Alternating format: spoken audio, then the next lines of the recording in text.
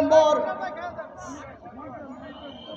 সিপাহী জনতার বিপ্লবের মাধ্যমে শহীদ প্রেসিডেন্ট জিয়াউর রহমানকে মুক্ত করা হয়।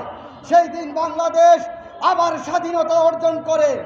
সেই বিপ্লবের আজ চলমান আছে। 24 সালের 5ই আগস্ট আবার গণ অভ্যুত্থান বিপ্লবের মাধ্যমে আমাদের দেশ আবার স্বাধীনতা অর্জন করে। পতিত স্বৈরাচার শেখ হাসিনার পতনের মাধ্যমে এই বিপ্লবের সাফল্যমণ্ডিত হয়। কিন্তু স্বাধীনতা অর্জনের চেয়ে স্বাধীনতা রক্ষা করা কঠিন। তাই আমি সকল যুবক ভাইদেরকে, যুবদলের নেতৃবৃন্দদের প্রতি উদারত আহ্বান রাখবো, আপনারা সকল চাঁদাবাজি এবং দুর্নীতির বিরুদ্ধে সোচ্চার হন, সামাজিক কর্মকাণ্ডের সাথে লিপ্ত হন এবং আমাদের আজকের এই জনসমুদ্র প্রমাণ করে কেএম মাজারুল ইসলাম জোসেফ ভাইয়ের নেতৃত্বে আমরা সুসংগঠিত, নারায়ণগঞ্জবাসী সুসংগঠিত। ধন্যবাদ সবাইকে।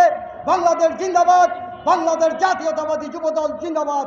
শহীদ প্রেসিডেন্ট জিয়াউর রহমান অমরক, তারুণ্যের অহংকার তারেক রহমান, বীরের বেশে আসবে বীরে এই বাংলাদেশে। ধন্যবাদ সকলকে।